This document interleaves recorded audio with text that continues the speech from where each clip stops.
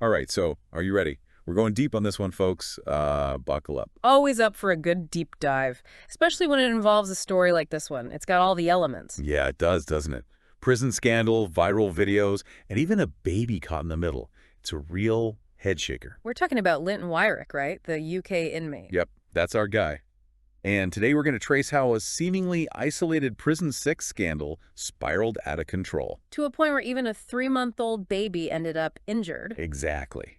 We've got news articles, court documents, and expert analysis to help us piece together this wild story. It's a kind of story that really exposes those hidden dynamics of prison life, you know? Yeah, those undercurrents of power and vulnerability that we don't often get to see. Right, those unintended consequences that ripple outward and touch so many lives. Okay, so to really understand how we got here, we need to go back to the beginning. The incident that put Linton Wyrick on everyone's radar, That would be HMP Wandsworth, right? The prison in southwest London. right? Wyrick was serving time for breaking and entering when he was caught having sex with a prison guard, Linda Duza Abu. Oh, wow. And to make things even crazier, another inmate was filming the whole thing, providing commentary like it was some kind of sporting event. You know, right? Huh? It's like a whole other world with its own set of rules and entertainment. And that detail about the other inmate filming, it's crucial because it shows this wasn't just a private affair. Yeah, it speaks to a culture of seeking notoriety and pushing boundaries, even within prison walls, It makes you question the level of control and oversight within the facility, doesn't it? for sure.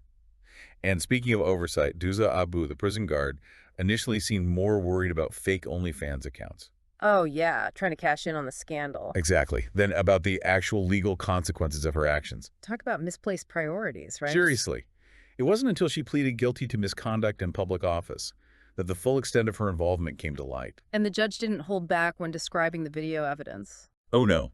The judge was very specific, mentioning multiple sex acts that lasted for several minutes. Wow. And get this is body camera footage accidentally captured another instance of oral sex. Seriously? Yeah, between Duza Abu and Wyrick on the same day. It's mind-boggling how quickly this went from a single incident to a pattern of behavior. It really makes you wonder, how common are these types of relationships between guards and inmates? I was just about to ask you that because, honestly, it's not something you hear about every day, but maybe it should be. You might be surprised to learn that it's more common than people think.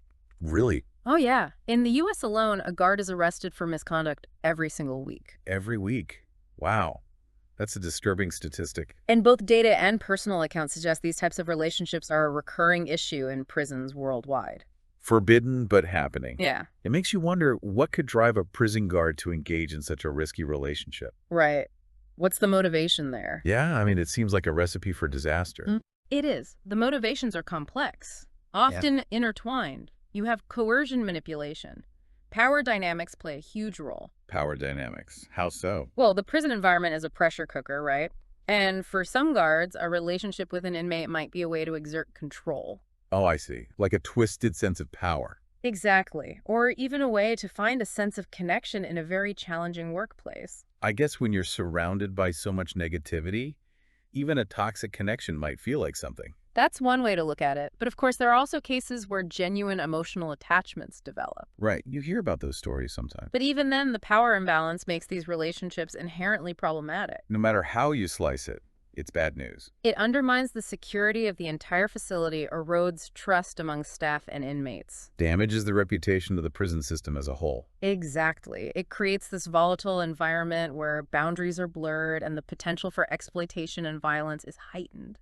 Okay, so let's get back to Linton Wyrick. After the video went viral, he was transferred to Swalesdale Prison. Ah, yes. Standard procedure in a situation like this. Makes sense, to kind of contain the fallout. Right. It serves several purposes. Minimizes notoriety. Prevents the inmate from becoming a symbol of disruption. Disrupts established routines and power dynamics. Exactly. Helps prevent further incidents or retaliation. Sends a message to both staff and inmates that this behavior won't be tolerated. Okay, but wouldn't transferring Wyrick to a new prison also make him a target? Like, hey, look at the guy who caused all that trouble at Wandsworth. It's a double-edged sword for sure. Yeah. His notoriety could lead to a certain level of respect or even protection from some inmates. Like a twisted kind of hero worship. You could say that. They might see him as someone who challenged the system and got away with it. But on the flip side, On the other hand, his actions could also make him a target for those who resent the disruption he caused. those who see him as someone who broke the unwritten code of the prison. Exactly. We'll delve deeper into those unwritten rules a little later. Okay, so he's transferred trying to keep a low profile. Yeah. But that's not the end of the story. And this is where things take a really shocking turn. Oh, yes. This is where the case takes a truly tragic turn. Wyrick was attacked while visiting with his girlfriend at Swalesdale, And he was holding his 3-month-old baby. in a visitation area of all places. The location of the attack, a seemingly safe visitation area, and the fact that a baby was involved really highlight the unpredictable and often brutal nature of prison violence. It's like any illusion of control that prisons try to maintain just shatters. It does. It raises the question, is there any place that's truly safe in an environment like that? A chilling thought for sure. It goes to the heart of the challenges facing the prison system.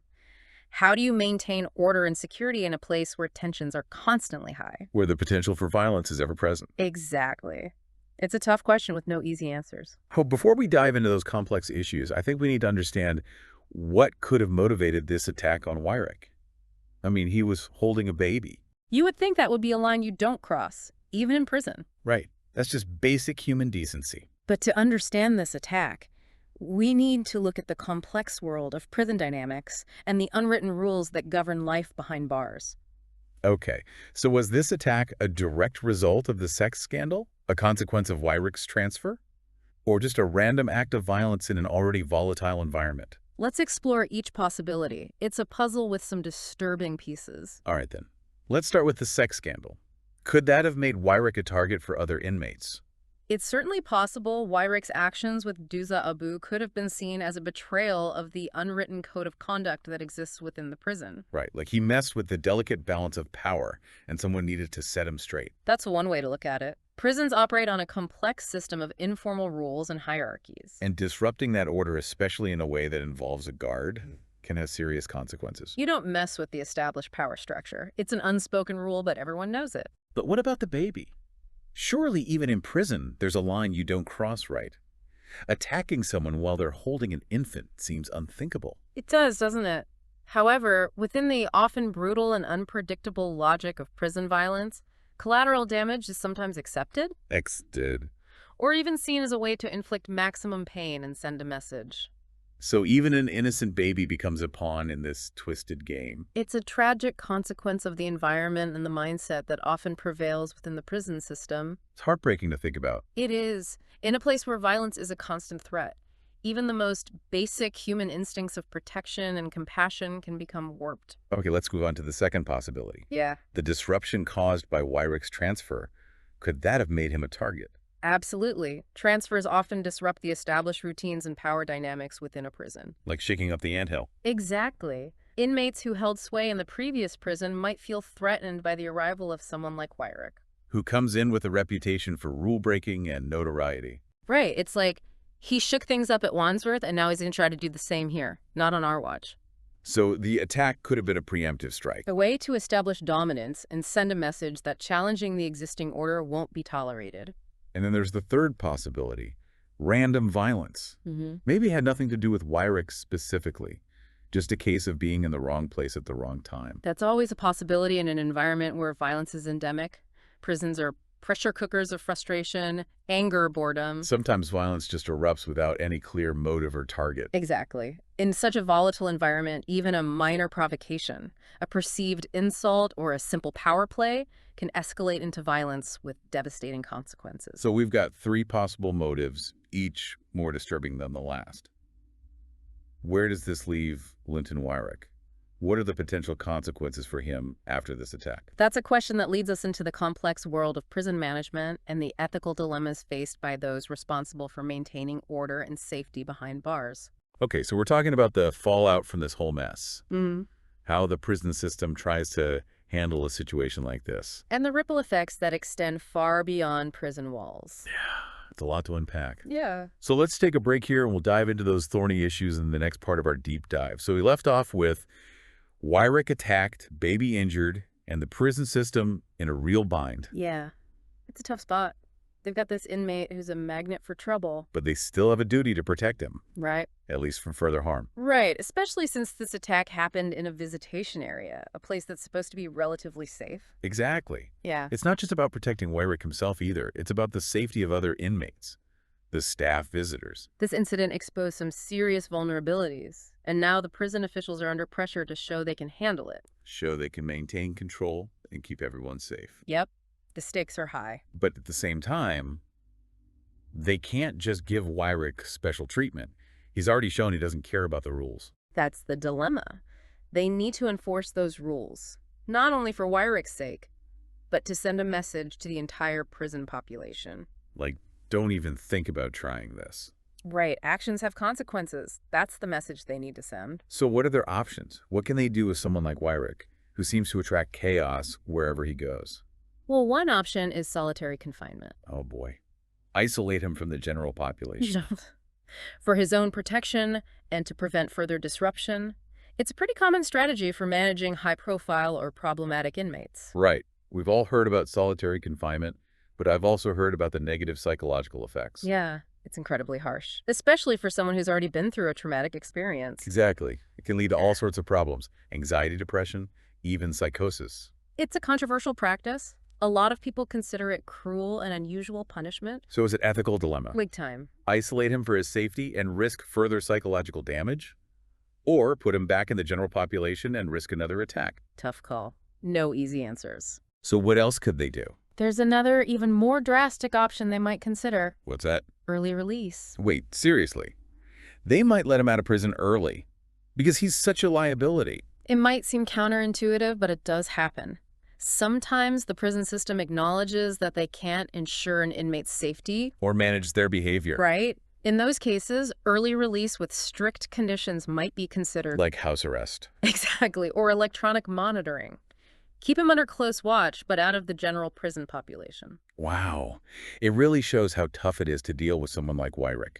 Someone who disrupts the order and poses a risk to everyone. It's a classic damned if you do, damned if you don't situation. Yeah. Yeah. You can see why the prison officials are hesitant to make a move. They're walking a tightrope. Okay, but it's not just about Wyrick, right? This whole thing has had ripple effects. It's impacted so many lives. Absolutely. The guard Duza Abu is facing the consequences of her actions, legal repercussions, potential loss of her career. And Wyrick himself. He's injured, traumatized, facing an uncertain future. And of course, there's the baby. An innocent child caught in the middle of all this. Bearing the physical and emotional scars of this whole ordeal. And then there are the families.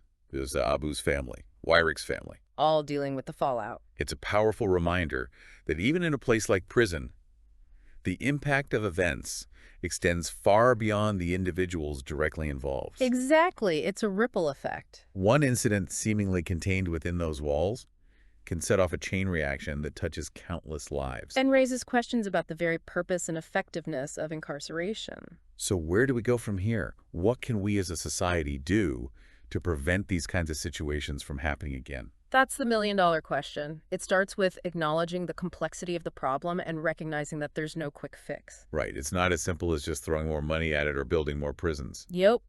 We need to take a hard look at all aspects of the system. From the training of prison staff. Right. To the conditions within prisons. To the sentencing guidelines that put people behind bars in the first place. It's a multi-pronged problem that requires a multi-pronged approach. Okay, so let's start with the training of prison staff. Yeah. What needs to change there? Well, for starters, guards need better skills to de-escalate conflicts, manage difficult inmates, recognize signs of manipulation. It's not just about being tough. It's about being smart. Exactly. They need the tools to navigate those complex social dynamics within a prison. So we need to move beyond that traditional image of the prison guard as just a rule enforcer. Yep. They need to be more than just guards. They need to be professionals, trained to handle a very challenging population. To create a safer environment for everyone. That's the goal. Okay. So better training for guards is crucial. What else can we do to improve conditions within prisons, to make them less volatile? One major factor is overcrowding. Yeah. When prisons are packed beyond capacity, it's like a powder keg. Exactly. Tensions rise. Resources are stretched thin. violence becomes more likely. So how do we fix that? Well, building more prisons isn't the answer. It just perpetuates the problem. We need to reduce the number of people entering the system. That means looking at our sentencing guidelines, especially for nonviolent offenses. Right. Maybe there are alternatives to prison. Exactly. Alternatives that focus on rehabilitation and reintegration rather than just punishment and isolation. So it's about giving people a chance to turn their lives around. Giving them the tools they need to succeed once they leave prison. To break the cycle. Exactly. And that involves investing in programs that provide education, job training, mental health services, substance abuse treatment. Both within prisons and in communities. Right. It's about a more holistic approach to justice, recognizing that punishment alone isn't the answer. It's a big shift in thinking. It is. It requires us to acknowledge that the current system, with its emphasis on punishment and isolation, often does more harm than good. And it perpetuates those negative outcomes. Poverty, trauma, social instability. We need to move beyond that lock them up and throw away the key mentality. Start thinking about what kind of society we want to create. A society that is safer, more compassionate for everyone, both inside and outside prison walls. Well, that's a lot to consider. It is, but it's a conversation we need to have. This deep dive into Linton Wyrick's story has been a real eye-opener. It has. It's shown us the complexities of the prison system, the far-reaching consequences of seemingly isolated incidents. And it's left us with some big questions about how we can create a more humane and effective approach to justice. Questions that deserve our attention and our thoughtful engagement. After all the choices we made about how we respond to crime ultimately reflect our values as a society. That's a powerful thought. Yeah. At a good place to pause for now. We'll continue this conversation in the final part of our deep dive. It's easy to sit back and judge, right? They shouldn't have done that. But this case really shows just how complicated things can get. Oh, absolutely. There's so much more going on beneath the surface. Individual choices, yes, but also systemic pressures. This web of consequences that touches everyone involved. It's like a domino effect. Exactly. And it's not just the people directly involved. Their families, the prison staff, even a baby caught in the crossfire. It's a lot to take in.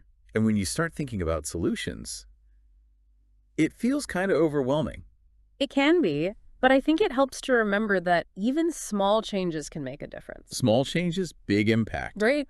Like if we improve the training for just one guard, and that guard de-escalates a situation that could have turned violent, well, that's a win. One less incident, one less tragedy. Exactly. Or if we can divert just one nonviolent offender to a rehab program instead of prison, that's a life change. It's about chipping away at the problem from different angles. That's the idea. Attacking it on multiple fronts. Addressing those individual choices, yes, but also reforming the system itself. So those negative outcomes are less likely to happen in the first place. So going back to Wyrick's case, knowing what we know now about everything that happened, do you think there were any points where things could have been different? Like, could any intervention have stopped this whole chain of events? It's an interesting question. Let's look at that first incident with the guard, Duza Abu. Maybe better screening could have flagged some red flags. Red flags? Like what? Oh, personality traits? Background issues? Things that might have made her unsuitable for working in a prison? Because not everyone is cut out for that kind of job. Right. You hear about people who are drawn to positions of power. Maybe they crave that control. And a prison environment definitely offers opportunities for that. Unfortunately, yes. But then you also have people who go into corrections for the right reasons. They want to help.